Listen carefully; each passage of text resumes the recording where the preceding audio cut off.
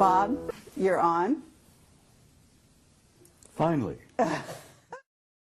So today is Friday the 25th of February, and we are here at the Phoenix International UFO Congress, and it's our great pleasure once again to be meeting with our old friend Bob Dean. And I have this feeling that he may be an older friend than just 2 or 3 years. Who knows? And I'm delighted to have this opportunity to share a vintage-style Camelot interview in Bob's presence. And Bob, there's something very remarkable happening here, that the three of us are together in the spirit of It's a nice reunion. A reunited family. And I'm genuinely delighted to be here. So I'm Bill Ryan from Project Avalon.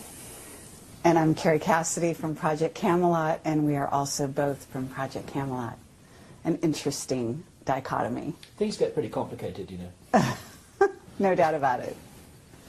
So, Bob, the reason we're here with you today is because you made some comments on the stage that I want to challenge you on, and I'd also like you to talk a little bit more about a few other topics, okay? And I think that all the time that we've interviewed you, you always keep a few cards hidden. And I would love for you to start to reveal some of those things. And I realize that, you know, you put yourself in danger and other people in danger when you do reveal too much. And so with that in mind, I assume you're going to be as careful as you ever are. I would love you to disclose as much as you can, because who knows how many more opportunities we're going to have to really get you on camera, and especially in this arrangement with the two of us here, just like old times. Well, you know, I have this feeling sometimes that Bob's going to outlive us both, actually. I know, he looks fabulous, so this, you know, it should be against the law to look so wonderful. At, what, 82? Are you 80? I'll be 82 next week. Lovely. All right. 2nd of March. Fabulous. Happy birthday, Bob. And as I said in my speech yesterday, every time I get out of bed, I'm in a state of shock that I'm still here. But I am still here because apparently I've not completed what I came to do. Apparently not. Well, you're needed. That's for sure. What do you feel you are here to do, Bob? Something which I said to you just the other day is that the information that you share isn't as important as the inspiration that you provide. And I wondered what you felt your job really was. It took me a long time to reach the conclusion of why I really was here. I don't think there's a person on the planet that doesn't at some point in their lives ask themselves, who the hell am I? Why am I here? What's the purpose of life? What's it all about? Alfie, as the saying goes. It took me a long time to come to terms with why I was here. I shared with you some time back about the fact that I'd had a number of past life hypnotic regressions. And that opened a can of worms for me. But it also indicated to some degree why I really had come this time. Because like everyone else, I've been here many times. And as both of you know, I'm sure that the human spirit is infinite, immortal. We incarnate here, we come and go to school. We learn a few lessons, contribute in a small way, in each in our every way. But not many people ever take the time to really sit down and look deeply into themselves. As Yogananda said, self-realization, knowing who and what is living inside this shell that we call a human body. And like most humans, I went through a big chunk of my life, as I said, 3 different careers. And only in the last 10 to 15 years have I really begun to deeply look into myself and come to terms with myself. And as the Hindus say, the self is the immortal being that lives temporarily in this shell. And I had some interesting conversations with myself. Hey, see here, self, who the hell are you? Who am I? Why am I here? And self replied, You were an immortal being and you came to do a job. Now, damn it, well, get on with it. Do what you came to do. And only in this third career, as it were, where I've been traveling the world speaking publicly at major conferences, Barcelona, Madrid, Mexico City, Atlanta, everywhere. The response that I've been getting from people at those conferences, the response I got from people after giving you guys, 3 previous interviews, has literally been overwhelming. Shocked me, really did shock me. And it finally dawned on me that when people come up, give me hugs and kisses, touch me, and tell me that the things that I have said meant so much to them, that apparently my words had triggered something within them, that brought something out from inside of themselves. Did it really begin at that point where I began to grasp what my mission had been here? And it's simply this. You know, I'm not a great scholar. I'm not a great philosopher. I'm not a great much of anything. But when I speak to people publicly, here, there, and everywhere, apparently I touch a nerve somehow. And it's almost electric. It's kind of mysterious. And they come up and grab me and hold on to me and tell me what I had to say meant so much to them. And I say to them, I'm not telling you anything that you don't know. I've never told anybody anything that you don't know within yourself. I touch them. Remember the old Hindu story where the holy man, the guru, goes up and knocks a person in right between the eyes, and then all of a sudden they wake up? Well, I found that apparently I've been doing a little bit of that. Because I've been reminding people who they are, what they are. And I remind them that you're not just the human body that you see in the mirror. You're an immortal being. You've lived forever. God knows how many eons of time we've been at this. And you're going to continue to live forever. That you are an infinite soul, a spark of divinity. And saying that to people apparently triggers something in them, where they really begin to look into themselves. And as I say, I've not told you anything that you didn't already know. And as my old friend from Galilee said, you know, the kingdom of God is within you. And that does cause a bit of a spark of recognition in people. Well, Bob, with that in mind, when you were on stage yesterday, you said that people out there, and you didn't mean the audience you were talking to, but you said they couldn't handle the truth. The masses. Yes. And I actually want to take issue with that because Well, we've I taken don't issue see with it. that before. Yes. You are convinced that everybody's ready. No, it's not so much that they're ready. It's that They they can have a deal right with to it. know.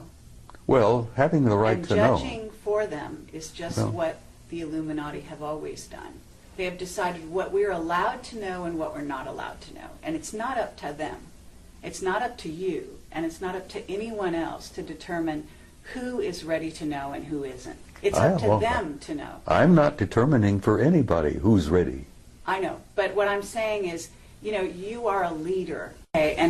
And for you to go on stage and say that they're not ready is not encouraging the people and acknowledging the people out there, the young people especially, who actually out there in the masses don't need to go to a UFO conference in order to prove that they're not only ready, but they've been on that page for a very long time.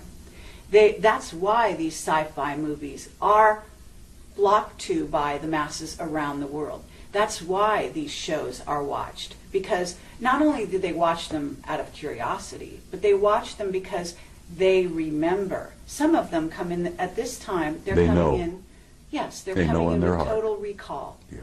So all I wanted to say to you is that I believe that there are a lot more ready for the real truth than people in the inside, whether it be on the inside from this sector or far in deep in black projects, are willing to give them credit for.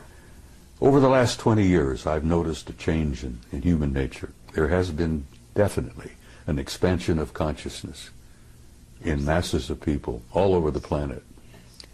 And I'm gratified by that. I'm encouraged by that. And I've never determined for anyone whether they were not ready or not. And when I made my comment yesterday, I told you that there are a lot of people here who are ready, but there are many who are not. And I use the analogy of Billy Dew, the native boy from New Guinea. When he was exposed to realities that he had never been prepared to be exposed to, it literally devastated him psychically to the point that the kid died. I understand. He literally starved to death. He died from, dehydration in a jungle that was filled with water and fruit and But nuts. Bob, they've been preparing us, and we've been preparing them because we've been working on the same thing. Disclosure has been happening non-stop now for almost 20 years. Disclosure has been underway, and it's working. Yes, And this is part of it. exactly. But it's a So very slow process. it may or may not be. In other words, it might have been slow for you, and you were one of the fast ones back then because you got access to things that other people to this day don't know about. If you heard my remarks yesterday, I damn near died. The truth damn near killed me. I was not prepared for it. I understand. And but I've we're seen in a lot of the different world, time. and I'm looking at the world from 82 years, and you're just a chicken. You're looking at the world, what? I won't even get I into know. it. But The point thing I'm is- making is I understand what you're saying, but I still stand by my point that the masses are not ready, because every time I go out somewhere to speak, I still run into a few open, old, closed minds, and, fundamentalists of any number of faiths who are ready to fight, and they're ready to, get into... Let me just back up a fraction here, because the people watching this video don't know the Billy Dew story. And I wonder if I can summarize it, I encapsulate... think that it's been out there. I had never heard it before yesterday. Oh, I And so there are a lot of other people who hadn't. Well, too. the Billy Dew story was included in the Brookings study. Yes. The theme here, it's a true story of a young native boy in Papua New Guinea called Billy Dew, and everybody loved him, and they thought there's a special reward for the fact that he was a lovely young guy. They would show him what the real world, the civilized world, the so-called Western world was like. And they took him on a plane, and they took him to Brisbane, Australia, and they took him to see restaurants and cars and supermarkets and shopping malls and television and movie theaters and all of this kind of stuff, and he couldn't handle it. And this is the story that Bob told in his presentation yesterday. My question for you, Bob, is it possible that that could have been done, could have been accomplished in a kinder, more supportive way that would have enabled Billy Dew to handle the truth? Or was he just dropped in it and then left to his own devices without any support? You see, they didn't really intend to do what they did. And you're right, if Billy Dew had been prepared, he might have been able to survive it. Because the shock of the world that he came from, the psychic shock of seeing the other world out there, was more than he was prepared for. The psychic shock, the spiritual shock to that kid, literally killed him. Yes, he could have been prepared, but they didn't understand that at that mission school in Papua. Their intentions were good. They loved the kid, and they thought they were doing him a favor. And what they ended up doing was murdering him, literally. Yeah. It was naive. It was really naive. Well-intentioned. Oh, very. And as I said, the one that Billy Dew referred to as Good Lady, Yes. her light didn't burn quite as bright after that event because she realized what they had done. Yeah. But is it possible, using that as a metaphor, this is a story that was built into the Brookings report, and we have to assume that somewhere there are a lot of very smart people, some of whom are well-intentioned, who are taking that into account in mind. Do you believe that it's possible that it could be accomplished well? Yes, it's being accomplished as we speak. Right. As you remember, I went on to tell you that a blunt announcement is not what the people are ready for. Yeah. But they are enduring what I call an ongoing disclosure, a process that's been underway for over 20 years now, maybe longer. where they are being prepared through what I call subliminal education, through movies, books, novels, magazines, you know, even games. To say nothing of Project Camelot and Bob D. Well, Project Camelot, honey, as I said, you guys have had an impact on the world that I don't even today really think you two grasp. Your impact has been overwhelming. Well, let me tell you the letters we get. We get letters, we get people coming up to us saying we changed their lives. Exactly. Saying they started from zero and that we opened this for them and they basically are growing in leaps and bounds, and they come to us and thank us. Okay, this is the keynote, is that they thank us for that. And I have to say that we cannot look at Billy Dew, if that's his name, as just a physical body. You talked about eternal beings. This is a soul who came to the planet in a certain state, on a certain level of awareness. Now, prior to Billy Dew being in Papua New Guinea, he could have been any number of other places, and he was probably a star to begin with. Yeah. And there's also the aspect that this kind of thing could have been targeted to maybe the person that was least prepared in that group of people that he was among to handle these kinds You of see, I think Margaret Mead, who I believe was the one who delivered the story of Billy who Dew. was an Illuminati, yes. Yeah, she was an incredibly bright lady, and she had had years and years of experience working with primitive societies. And I think she was the one responsible for getting that into the study. Yes. And yes, Billy Dew could have been prepared. And can we hear about the people that this changed in a brilliant and wonderful way, whose lives were saved because of it? Because I had a young woman come to me just about a half hour ago, and she's from Puerto Rico. And she said, I have a child, and he is a crystal child, and you saved my child's life. That's what she said. Well, I'm not surprised. And she said, because you interviewed, in this case, it was Jessica Schaub. Regardless of what you think about Jessica's information, and she was young and inexperienced at the time I interviewed her, but there are children out there who saw the mirror of themselves in her, in her awareness and her willingness to embrace this cosmos of which we are a part. And so what I would submit to you is, here we are in 2011, that human consciousness is almost like an animal that's growing as a unity in leaps and bounds, okay, at this time. And you know that we have incredible energies coming into the earth facilitating this growth at this time, unlike any other time in history. And there are many scientists, people like Paul Laviolette, who can substantiate that scientifically for the people that are listening. But the point is that we can't go back to the Brookings Report because it's no longer applicable. Well, if it's it still, ever was. it is still national policy, Yes. whether you like it or But not. those are incredibly conservative old men who actually need to be booted out of office. And they're Whether not you think running they should be anything. booted, I agree with you that there are hundreds of thousands of them who should be booted out of office. I've known hundreds of them in my own time. Now, Carrie, I don't disagree with you on what you're saying. That's all. Well, the only disagreement we may have is the timing. Absolutely. Have you noticed the people taking their revolution into their own hands lately? Of course. Okay, these people That's part are of an not expansion. just ready. That's part To of an change the expansion of world. mass consciousness. Exactly. That was inevitable. Absolutely. And some of the philosophers have been predicting that for years and years. And let me tell you something else. You ain't seen nothing yet. And I believe you. Just believe hold that. on. I believe you. The next 10 years, I hope the hell I'm not here. I want to go home, really. I'm tired. But the next 10 years are going to confront you with things you wouldn't have dreamed before. Absolutely.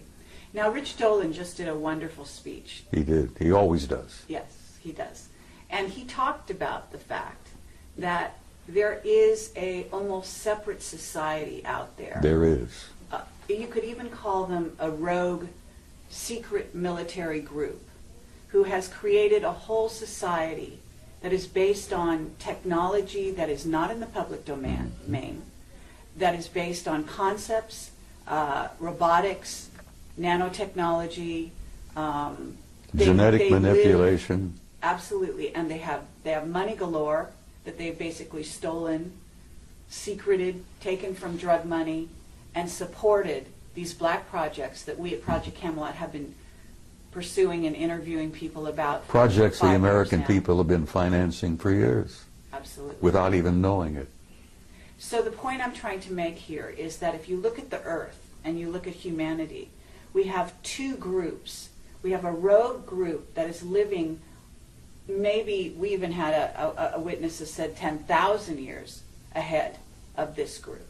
So you've got the masses of humanity here, and you've got this rogue group that's flying interluminally, is that superluminally, right? Right. Outside our solar Hyperluminal, system, whatever you wish to call it. solar system, etc. They've got bases on Mars and the Moon. You're talking about craft outside the rings of Saturn, which in your presentation, which is fascinating, and I'd love you to address some of that. But the fact of the matter is that we have two groups, and they're hugely divided. Mm-hmm. And that division is to the detriment, very, very seriously, of the masses. You Of see. course. And so it's bridging the gap that we're all about as a world at this time, in my view. Okay, that's what revealing the secrecy is. It's all about taking that river of division and bringing those two sides together. And you're one of the main people at the forefront, the avant-garde, along with Camelot and many other people that we know and respect, to bring those two groups together, to fill in and to reveal that place in between. She makes a good argument, doesn't she? Do you believe that there are enough white hats behind the black curtain to really be able to make a difference now that couldn't have been made 10 years ago? Yes. Right, that's an important thing to say. Some of those will be watching this video because they want to know what you're saying. They want to know what we're saying. What would you say to them? Because you can talk to them personally right now. Listen, I've met some of them, and they have told me that they support entirely what I've been doing. And I shared this with you before, that at one point, some years back, certain individuals, the black hats, put out a contract on me because I had gone from being a nuisance to being a threat. And they literally thought they could eliminate me. But fortunately, I must have had good friends in high places, and at that time I didn't realize what high places my good friends were in, you know. And the word went out to leave me the hell alone. And here I am, at 82, still alive and ornery and kicking. God, I'm getting tired of being here. But the point I'm making is, even the white hats and even the black hats have made some progress along the way. And they've expanded their consciousness quite a bit. Yes, no one's immune from this process. That's right. And so, you know, I basically am very hopeful about the future. The human race, the human species, it has a tomorrow. And I feel that's important to share with people. You know, women with young kids. Will my little child grow up? What kind of a world will my kid grow up in? And I try to reassure them that your kid has a future and that tomorrow is going to be much brighter than yesterday. And some of the white hats and some of the black hats all understand this thing, which is why I'm allowed to continue to focus and travel and do this and that. And I actually have been given encouragement from some of the powers that be. I've been encouraged by some of the guys with all the money. Okay, well, with that in mind, Bob, now that you're all warmed up, what is it you haven't told us? Oh, my God. Can't you keep her under control? No, no chance.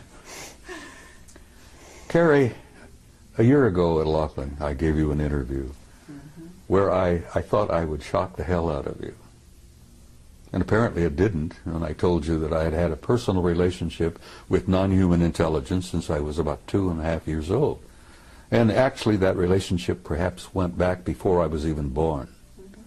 And I So have we. thought, well, I know you have, and everybody has had a relationship. Lots. The point is that half the people don't even begin to, they don't want to know the answer to that. And when it all began to dawn on me, the implications of it were pretty overpowering. But I gave you that interview and I thought, well, this will be the end. You know, nobody's going to pay a word of attention to me after this. They'll think the old coot's gone over the edge. He's lost it. And I thought, well, I can go home and I can smoke my big stogies and drink my whiskey and die peacefully. Well, it worked out just the opposite. I'm more in demand now than I've ever dreamed of being. Yesterday I accepted an invitation to speak at a MUFON conference in Philadelphia in October.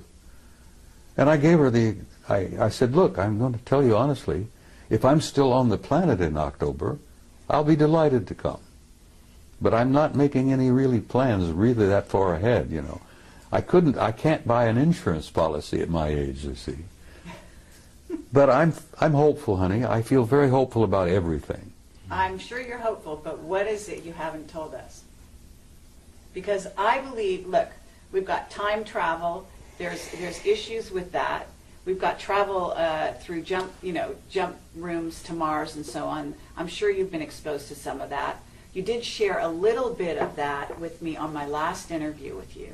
But I believe that that was the tip of the iceberg. And I don't know how far you've gone down the rabbit hole, but I imagine it's a lot farther than you've revealed. And I feel sympathetic with Alice because, yes, I've been down the rabbit hole. Okay.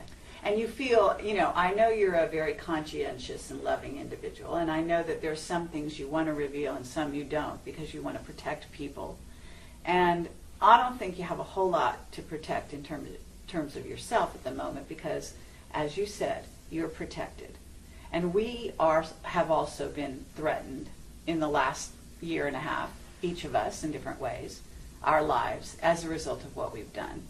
But that just tells you that you're on the right track, and as far as I can tell. Well, from time to time, I felt like the guy on the street with the raincoat who pulls it back, exposes himself, and then somebody comes along, they grab him and haul him away to the rubber room, as it were.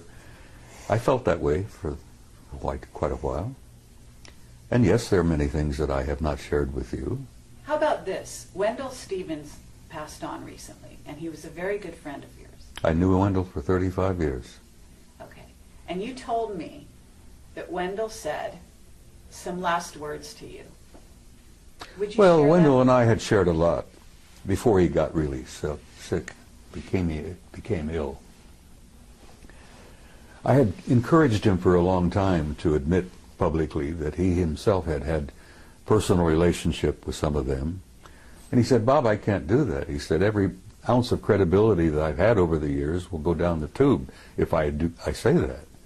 And I understood what he tried to say. He was getting older and he didn't need any bumps in his life before he departed. He was feeling bad and he felt, he knew he was leaving. And he says, I don't need any of that heartbreak and that upset stomach. I've told what I've learned, I've told what I've seen, I've shared the photos, I've spoken at conferences. He literally created this world conference in 1991. The UFO Congress. And I had the privilege and honor of assisting him in putting that together in 1991. And as I've told you before, that's when I really came out of the closet and began to violate my national security oath. I wanted him to hold on and be here for the 20th anniversary. But he went home in September. And I loved him dearly, and I love him still because I know he's alive and well. There is no death. And when you come to terms with that, it's kind of a shock. The people who buy tombstones and buy the little plots in the cemeteries and all that. And I say to them, you guys don't understand. Because once the spirit leaves, that's nothing but a husk. Burn it up, sprinkle the ashes, and go on. Imagine how much real estate could be saved if we did away with cemeteries. Anyhow, I'm shaking up some people, I'm sure. There are traditionalists out there who will hear this and think, he's out of his damn mind. But yes, there are things I haven't told you, and there are probably things that I cannot tell you. I think I told you in that interview. What would happen if you did, Bob? Didn't I share with you that they had taken me away for 6 weeks? And that they brought me back 5 minutes after they took me? Okay, I would love you to do that, but I would also like you to say the last words that Wendell told you, because he said some very specific words about what's going on here on the planet. So he told me that from what he'd learned, that we were in for some difficult times. But beyond that? Beyond that, he said, I'll see you tomorrow. Beyond that, though, well, I'm going to reveal it then. I mean, he basically said they're in control. The people, the beings. He in knew control. that, and I've said that essentially. Well, you know, how did he phrase it? You know, well, I will go back to my interview with Bob Bigelow, and I'm banging on the table. And this was years ago when I still got frustrated and expressed my, vented my spleen, as it were. And I'm sitting with Bigelow. I bought him lunch, by the way. Now, I'm one of the few people who can say I took a billionaire to lunch. Anyhow, Bob, if you're watching this, you remember our interview, our talk.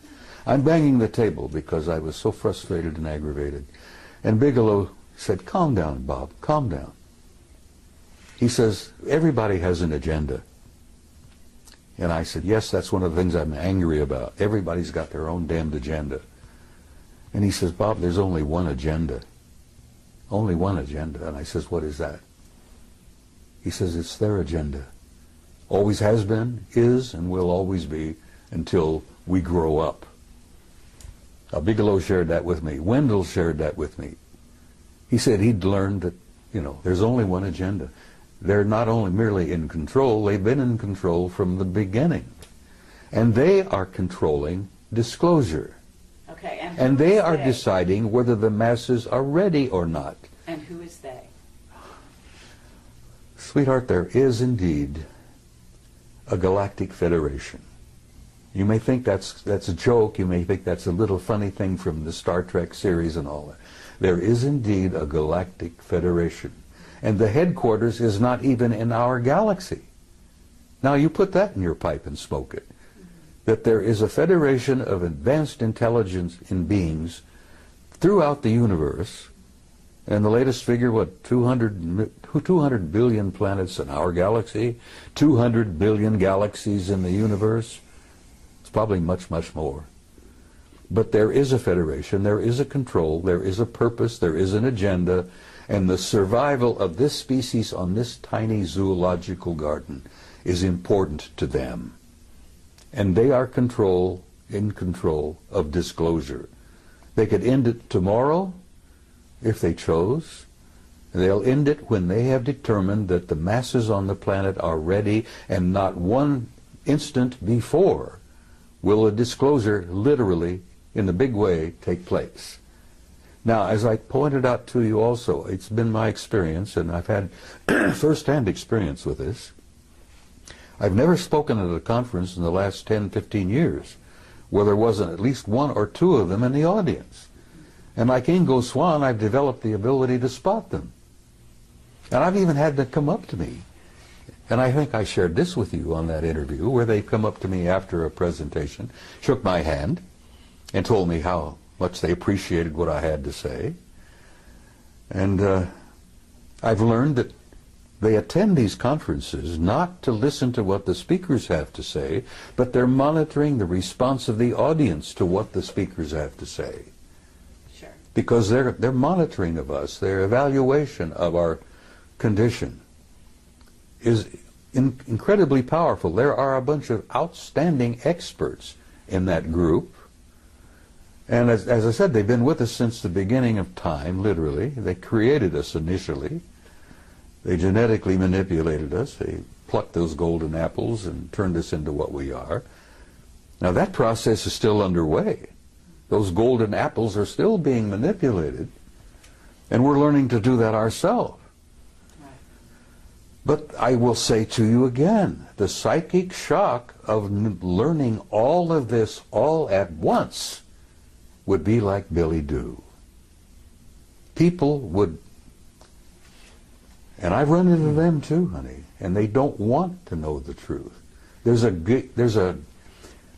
gut feeling in many people, knowing spiritually, I think, that the truth is more than they can handle at this moment. You see, what I heard Bob saying yesterday, he didn't say that, listen, the movement towards disclosure is something that is ill-considered and unwise, and people have got to be kept in the dark forever.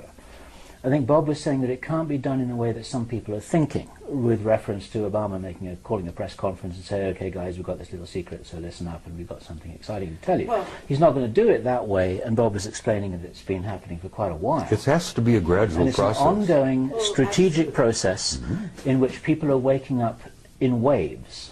And the ripple effect is actually supporting the disclosure movement, and we're part of it, and other people are part of it, and Bob's part of it. Exactly. And I think all Bob was saying was that it's not happening in the way that some people naively think. Is that? That's exactly what I was trying to say. They're not going to be Billy Doo. They are the ones with the agenda. But actually, I actually want to challenge that. Okay? Well, challenge away, kid. Because, no, it's an interesting concept, and it actually could be debated. In other words, what's the level of free will of this humanity? Because at certain stages in its development, this may be true. They are in control and have been in control. And Wendell knew that before he died. Right. And it depends who we're talking about, they. But I would submit that this humanity that is waking up is about to take those reins into their own hands. They're waking up. And that is exactly what some of those groups are very afraid of. Some of them? Yes. Well, perhaps. Because there are groups multidimensional beings. Carrie, there are people out there, intelligences out there that don't like us very much at all. Exactly. Like the two scientists who shared this with my retired commander from the Navy. He was a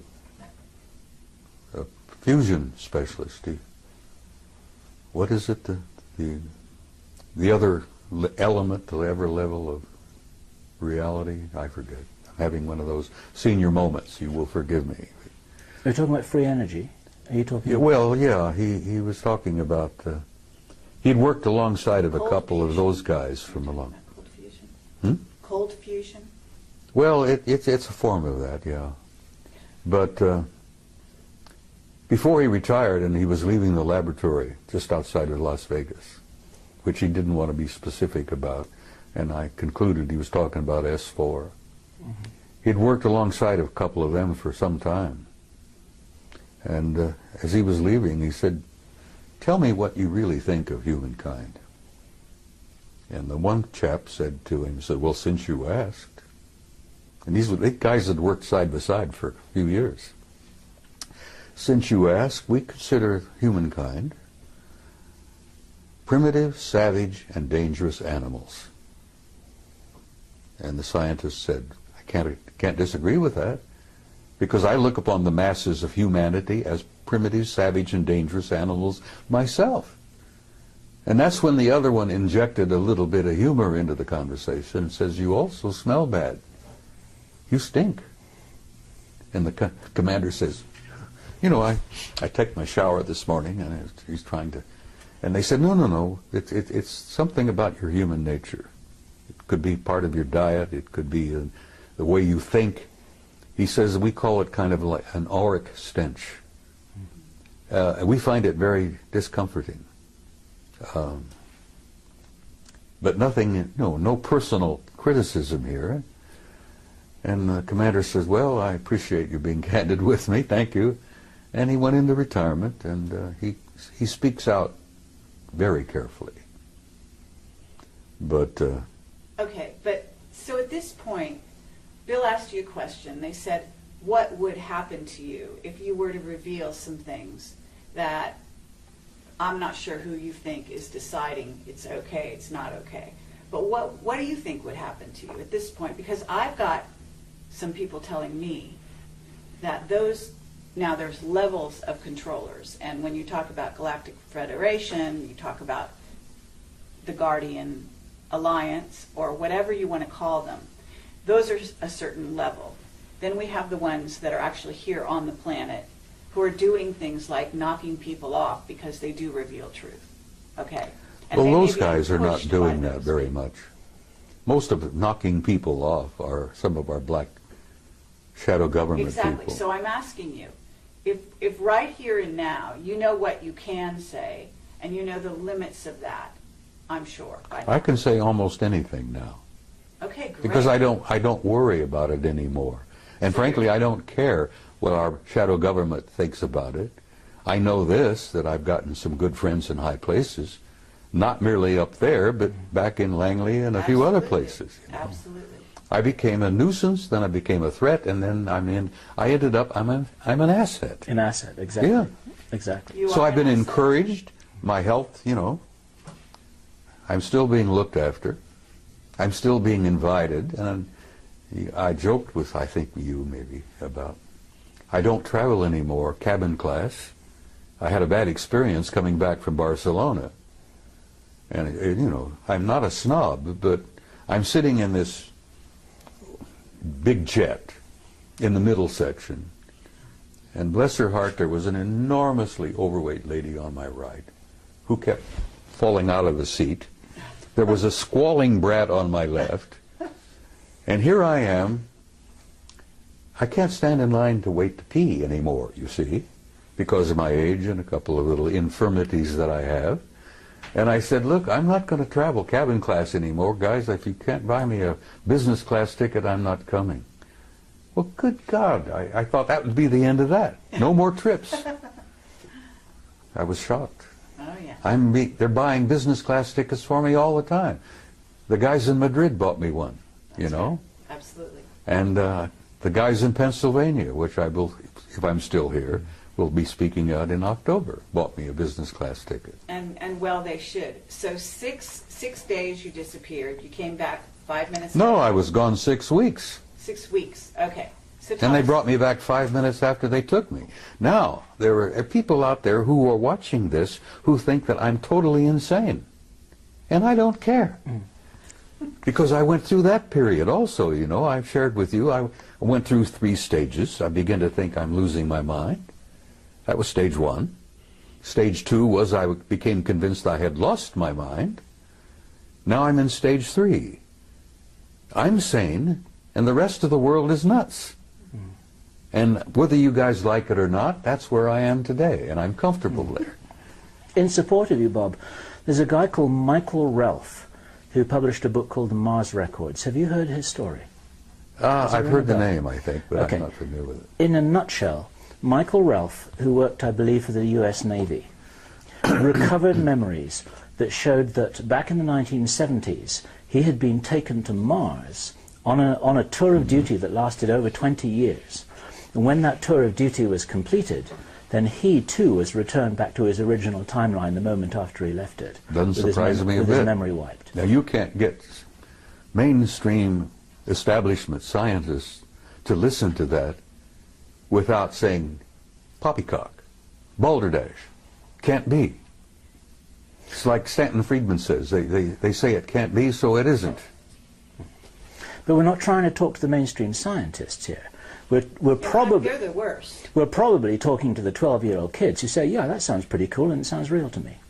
Well, your 12-year-old kids are more broad-minded than some of our establishment scientists. And they will be establishment scientists later. Well, someday. And well, that's because they haven't been through our educational system. That's right. They've been Their minds have not been stunted. been programmed Yeah. for a number of years. It's been very clear to us for quite a while that we're primarily talking to the future establishment. Of course you are. Not the present establishment. You're talking to people of tomorrow. We're talking to the kids. And the kids are our future. And if we can wake them up, point them in the right direction, and inoculate them against what they're being told by their teachers, then that helps the ball roll a I little agree. bit faster. Okay, so but tell us about your experience disappearing for 6 6 months? weeks? 6 weeks. It shocked the hell out of me. Where'd you go? I don't know. I don't know whether I was on their home planet or whether they'd taken me through a doorway, a portal, into another dimension. Okay. I heard the name Milena mentioned as to where we were. Now, this interview where I say that I was with them for 6 weeks. They brought me back 5 minutes after they took me. But I remembered 6 weeks. Are we on camera? We're on camera. All right, well, look, people said, what did you eat? And I said, I asked for bacon and eggs. I had steaks, I had pork chops, just about anything I wanted, I got. I went to the bathroom, you know, my physical functions continued for 6 weeks. I literally lived 6 weeks with them. and you ask me where, and I can't tell you where. The name Melina came up, and I don't know whether that was a city, because it appeared to be a city of some kind, a community. There were libraries, there were audience halls, lecture halls. God, the libraries, you wouldn't believe. Was it a very advanced society? Oh my God. No, I asked about this. I never saw a fire department, a fire truck. I never saw a cop. I got the impression there was no such thing as a police department. And the people that I was introduced to, people I got to see in 6 weeks, were very human. Look, you know, just like we do. But there was something about them that was totally different. They had an air of peacefulness. They had an air of incredible knowledge. What did you do during that time? Why did they take you? Asked questions and was shown things. As I said, the things that impressed me the most were the libraries, the records. You would call them Akashic records, I guess.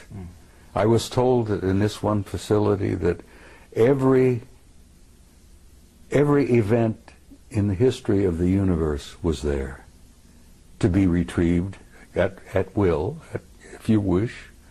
You could bring down, download literally, ancient Greece, the pyramids, the ancient Sumer, the first Anunnaki visit to planet Earth 200,000 years ago. It was all there. The life of every human that had ever lived on this planet was all there in that library. Now, can you imagine the computer technology that would allow that where you can retrieve it at a poke of a button, and there it is. You get a wide screen, and you can literally almost relive it. The history of the human race was there. So you had the experience that Billy Doo had? I was shocked. Bill, I damn near died. It was not what they were sharing with me and what they were showing me. It was the shock of coming back. Now, it's very close to when people have a near-death experience and they go over and they look around and they see the reality that they're literally a part of, that they were part of before they incarnated here. They'll be a part of it when they depart from here. But when you see that, I don't think most of the people I've talked to who've experimented with near-death experiences, very few people want to come back. Some people have begged to stay there. Yep. Now, the shock is coming back and comparing what I had seen with what I've got here. Yep. Now, I've got a body that's beginning to fall apart on me. It's not a lot of fun. It's painful. I look around and I see the heartbreak, you know. Not only do I see the war, I have the grandson who's dying from wounds he received in Iraq. I'm growing older. I'm losing all my old friends. They're going home. Wendell was happy to leave. I won't say that tomorrow night in the ceremony involving him, but he was ready. He told me a year ago, Bob, I'm tired. I want to go home. And he knew where home was. But the shock, the psychic shock that I have experienced, and I told you on that, spoke yesterday, why I use the story of Billy Doo, because literally it happened to me. The psychic shock of seeing what I saw and being exposed to what I had been exposed to and coming back here. It damn near devastated me. You're saying recently it devastated you, or are you talking about your original exposure? The whole thing, honey, has devastated me. I've been through 3 wars. It's also enlightened you. You know, it's oh yeah, also I think that was the purpose wiser. of taking me. Yes. Yeah, they shook me up, physically and spiritually. There's a book called Don't Fear to Kill a Dead Man. That's the title. So what? Never fear to kill a dead man. Huh. You know, humans, before you're awakened, for all intents and purposes, You're asleep. you're asleep. Mm-hmm. Well, It's I've been a form of asleep. death. I've been asleep. So You know, it is I a had shock three. to I've had wake 3 up. marriages. I fought in 3 wars. I've had 3 careers, And I jokingly say, make that 4 wars after looking at my second marriage. Anyhow, the shock of coming back and... What year was this, Bob? What year did it happen? Oh, God, it was somewhere around... I started speaking publicly in 91. It must have been in the early 2000s, 2002 or 3, somewhere in there. You mean that's the year when you had this experience you're talking about, where I was gone for 6 weeks. you were gone for 6 Then I find out I was only gone from here for 5 minutes. Now you try to put that in your pipe and smoke it. And when I jokingly told you earlier that, you know, I went through these stages where I thought I was losing my mind, and I convinced myself I had lost my mind. And now I'm at stage 3 where the rest of the world is nuts and I'm the only sane person there is, other than you nice people here. You see. Thank you, yes. Yeah, but that is somewhere in the No, I think that we're all in 2003 or that place. 2004. You know, No, we're not all in that place. Yes, 90% of the world is still in dreamland. I mean people like us, people that have been through experiences like this. We do tend to look at the rest of the world as if they're crazy, because they appear crazy. Well, look at the wars. War is insane. A sane person would never, never go to war. Exactly. Well, the 6 weeks I spent with them, and of course, I see them regularly. I really am. They take me aboard ship. I've been on board their ships many, many times. You know, I get an evaluation. I think I get a kind of a healing. Okay, do you want to describe the beings you're talking about? Well, aside from the medical guys that look me over and work on me on the ships, which are extremely tall and very thin, they're well over 6 feet. 6'5", maybe 7 feet. Very thin, very trim. They're not emaciated. I mean, they look very healthy. But aside from that, you know, they look human. I've never gotten used to the way they look at you. That really is disturbing. And if you ever encounter one, and you may have, very likely you have, the way they look at you is disconcerting, because they have a way of looking at you deeply into your eyes, and they lock onto your eyes, and they don't break away. Now, we humans don't do this, because we humans have a tradition where we look into each other's eyes, and after a moment or two, it becomes somewhat threatening. Yep. You see? So we human tradition is, don't look into someone's eyes because you're a threat. Okay. Well, they look into your eyes, and they look through you. Or you're in love with them. They look literally like they're reading you. And I found out that that's exactly what they're doing. Sure. And every time I've face to face with one and they look into my eyes, I find it kind of an awkward situation. And they don't look away. And you know that they're looking right through you and reading every damn thought you've got. Now that's disconcerting. But I assume that when they do that, it's in a non-judgmental way. Oh, they don't judge you. They don't have to judge you. Good God. If there's any judgment involved, we judge ourselves. Yeah. That's the other part of it that is so shocking. When you learn to see yourself, not only as others see you, but as they understand and see you,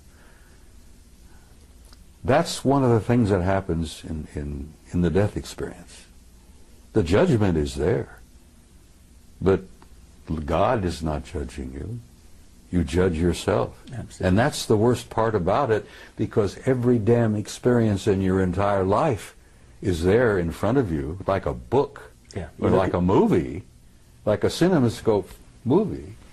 And you look at yourself, and then you're the worst judge of all, when you look at yourself and say, oh my God.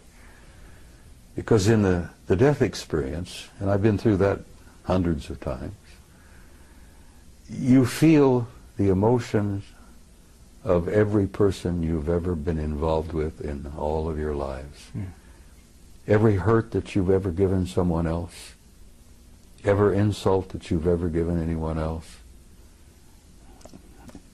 You judge it, you see it, you feel it, you literally feel it, you relive it. Well, visiting with them is almost like a near-death experience. But the psychic shock is coming back and comparing what I saw with them and what I have to see here every day.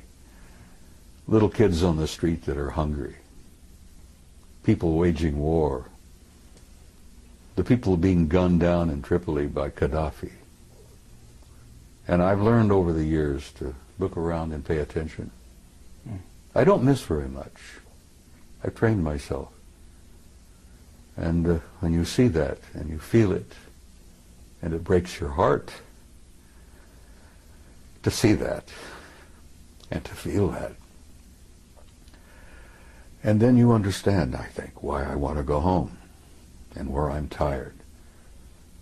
I really am. But I'm going to hang around a little longer because I have been told to. And you're a guiding light to many people. I had one of the best compliments I've ever received yesterday. A young man came up to me and he says, "You know, you're a bridge builder." And I says, that was the origin of the old word pontiff. You know, with the Pope? Yes. The pontiff, the bridge builder. Sure. People don't know that. Many people, even most Catholics don't know that pontiff means builder of bridge, builder of bridges. And that was a compliment, and I gave him a hug and I thanked him for that. Because that told me that, yeah, maybe I've been accomplishing a few things. Maybe you've done more than you think. Well, if you say so, but I'm holding on to enough ego to live. Because you can't survive on this planet without a little bit of ego. But I don't think I have any vanity left. Well, for every person who comes up to you in person to give you a compliment, there are 1,000 or 10,000 who don't, and who feel the same thing and they never communicate to you. This is what we've discovered. Thanks to you two guys. As I said, you turned me into a damn celebrity and I didn't want to be. All we did was take a camera and point it at you. And the rest is history, as they say. Some of the vegetarians who are watching this, perhaps, will say, shame on him. Bacon and eggs, ham, pork chops, and all that. It's been my life, for God's sake, you know. Well, they fed me bacon and eggs, ham, pork chops, steak, anything I wanted. And people have said, when I've shared this with a few, were you perhaps eating vegetarian and didn't know it? Maybe they made you think you were eating steak? And I said, well, maybe they did, but it sure as hell tasted good. Tasted like a good T-bone to me. And the bacon and eggs were superb. Well, what did they eat? Well, I'll be frank with you, I don't know. I never watched them eat. They never ate in front of me. But they sure as hell looked healthy. So not any of them had missed in many meals. Did this experience only happen once, Bob?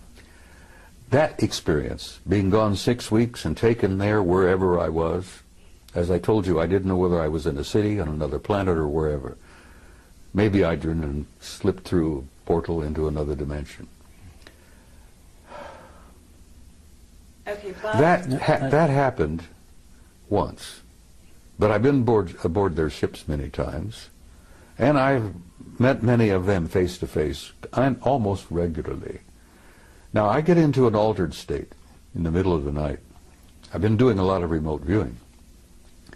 And I can put myself in an altered state, like Ingo Swann, Joe McMoneagle. And I go out. But sometimes, when I'm in that altered state, they come in. And I've chided them for this, and other people who've had this experience will agree and understand what I'm saying. I've chided them with this. They pour information into my head that's like Niagara Falls. I mean, it comes pouring in, and I'm almost unable to deal with the volume of it. But I've asked for that, so I can't complain about it.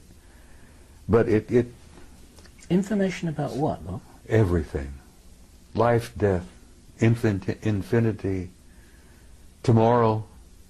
Yesterday I told you in an interview that I've come to a point where I really can't tell the difference between yesterday, today, and tomorrow. Because with my recall of past lives, that is as vivid as living again. Sure. And here I am at this moment in time, in this place, going through this. And then I've seen the future. What have you seen in the future, Bob?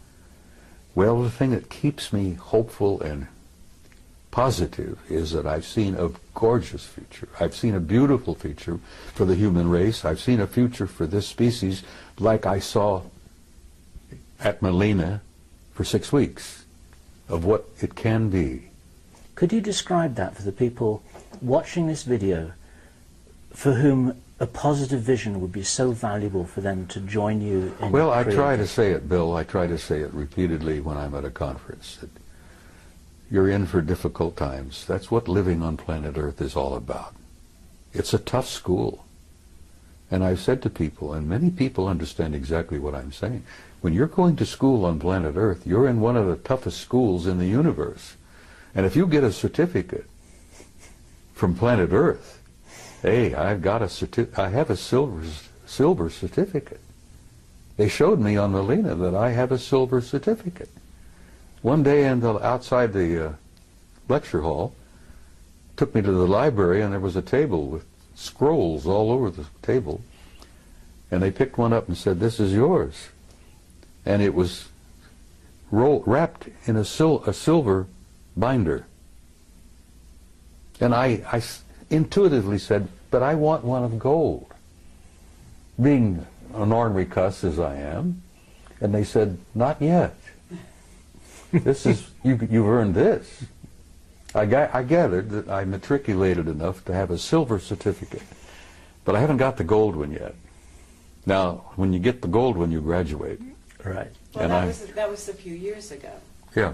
Maybe you're working on your gold one at this time. Well, What's the future, Bob, that you would like to leave people with, to envisage as being a real possibility for all of us to share?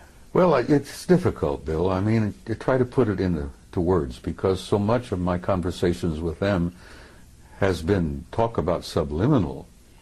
It's been a psychic exchange where they show me and share things with me where words are never needed. I think you understand what I'm saying here. I understand what you're saying. I guess it's a type of telepathy.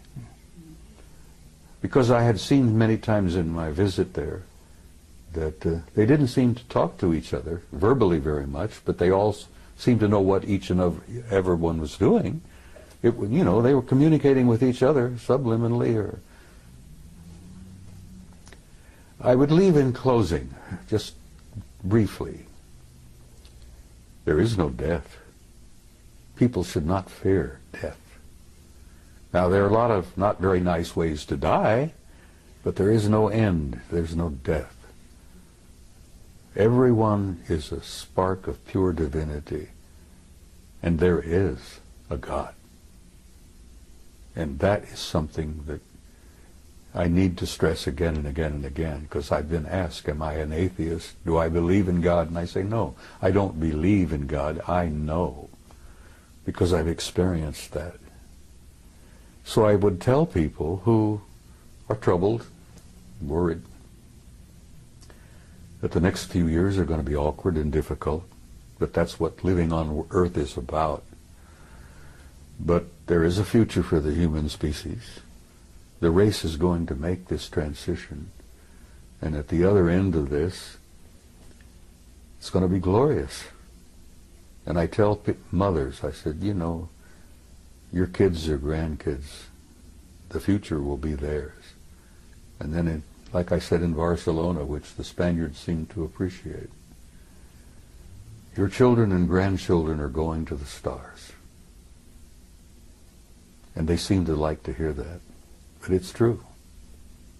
And we are, as a species, as a race, going to go out there and take our rightful place with these other incredible cultures and civilizations. And having seen the future, I'm hopeful. And, I have this good friend from Galilee 2,000 years ago, who was and still is my best friend, who tried to make that point again and again and again. And those of us who were with him at that time were a bunch of nitwits, and we didn't begin to grasp what he was trying to tell us. But he really essentially was telling us what I just told you. The human race is not a mistake, it's not an accident, and there is a purpose and there is a meaning in life, and there is a future. And don't be afraid. And that's about all I can say. For me, Bob, that's a fabulous message to end with, and thank you. Thank you for that. Thank you, Bob. Do we have anything else? We have nothing else. We have to nothing add else. To that. Oh, I know you do. Lovely. You have questions you haven't asked yet. Well, we're gonna let you go at this point, unless you have something that you haven't said after all this. There's a hell of a lot I haven't said. Well, But, as I this, jokingly told but you I give one time. a lot of rain, Well, believe it or not. Even though I jokingly like told you one time, and I'm serious. If you get me a good Jack Daniels, I might go on for 2 hours and tell you things that would curl your hair. Well, Being a gentle lady as you are, I could share things with you that you wouldn't believe. well, I'd like you to try. Let me tell you something else that Yeshua said. He said there are things I could tell you that you could not bear. But he was talking about life on this planet. Sure. And as he was getting ready to leave, he said, the prince of this world comes.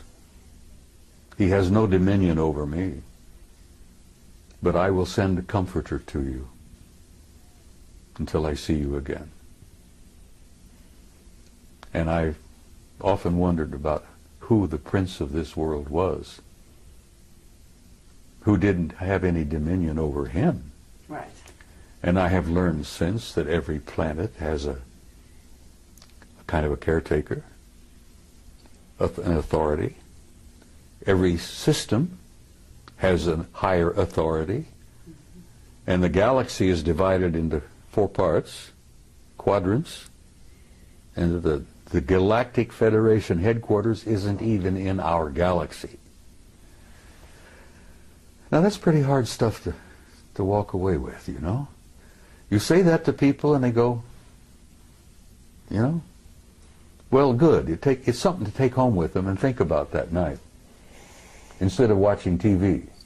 Okay, but gotta understand that if you're doing any of that, you're watching TV, you're watching movies, you've been on the internet, certainly, then there's all kinds of information of that sort out there now. And I know that you don't spend hours on the internet. I avoid it like the plague. So Let me I tell have you- to tell you that information is not a shock whatsoever. Well, let me tell you something that might shock the hell out of you, and maybe it won't, because you're a pretty bright kid. What if you were to tell the average guy out there that this is a hologram? That's out there. We know that. See? Yeah, Doesn't the bother average you. guy out there. You've prepared yes. yourself. What if I told you that what you think you see as a reality is not reality at all, it's an illusion? And then even further, what if I were to infer to you that all of this is part of a program? I know you're familiar with the movie The Matrix. Sure. Okay, well, you're pretty close. Shakespeare tried to make it clear, and I always convinced that that guy was one of them. He was a genius. I'm not even sure the guy we think of as Shakespeare was Shakespeare. There's some indications that it was someone else entirely. That's Yeah, right. but somebody wrote it. Anyhow, I always like the analogy of the play. You're a player in a play. That's right. You come in stage right, you prance about with your toy swords, you make love, you go through all this, you have heartbreaks, misery, feuds, fights. God, all the plays together, bring it together. And then after it's over with, you exit stage left. And the audience out there in the universe calls for author. Well, I happen to know there is an author, and there is a producer, and there is a director. I haven't met the original author yet, but I know of him. But we're all living a play. Yes, but we're also co-creators of that play. Oh, when you're in the middle of the stage, and you know, you're following the script as it were, but you're, what's the word?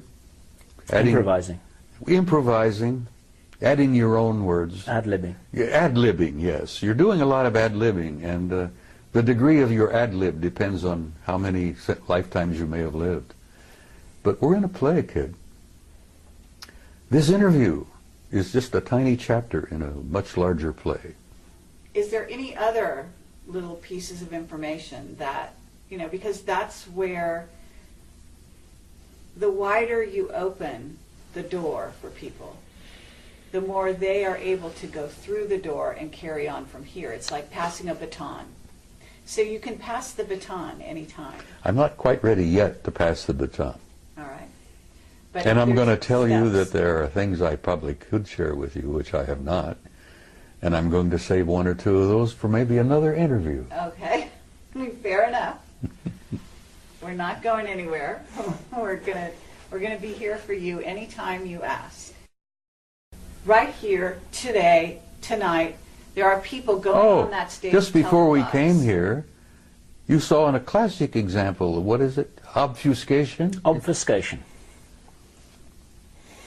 An elderly gentleman, a Terrible. retired military officer, tap dancing all over the damn place. Exactly. Yes. And he didn't fool anybody. No. So that's Least what I'm of all- saying. Right the scales. Throw out some truth. I did. Yes, you did, but you don't. Life is everlasting. Life is infinite. No, not the philosophical. You're an immortal one. being. Well, those are the only things that really interest me anymore. I know. I hear you. Now, I know what you're looking I for. don't You're have looking any for the Jack down and Daniels dirty records, no. stuff about politics, the military-industrial group, the shadow government, the next major catastrophe. Well, I wasn't going to ask you to predict the future. That I wasn't going to do. Well, I already did. The future is Yes. bright, but there's some Absolutely. The bumpy. very long There's a range, bumpy that's road very safe. between now and I hear then. you. All right. Are we done? What I would like to say, Bob, is that this is good enough for me. And let me shake your hand a second time. Thank you. Thank you, sir. Thank I look forward to the next one. She's never quite finished, is she? No. She's never quite finished. Well, I love her dearly. I've adopted her, sort And of. so do I. Okay. Well, thank you very much, Bob. Sweetheart, it's my pleasure. You take care, and we'll come and share some Jack Daniels and talk to you off camera. Is it permissible badger for me you to some sip more. Jack Daniels on camera? Sure. Well, okay, we'll do it next time. All right. Watch out, because I'm going to hold you. Closer I get to departure, I might share a couple of things Okay. Well, with you have my number.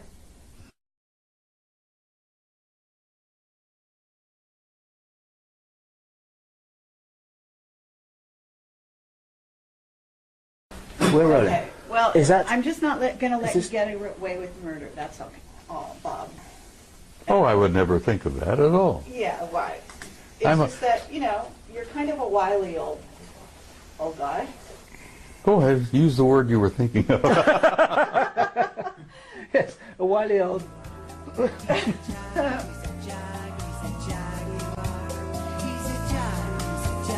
Look, I've been called so many names.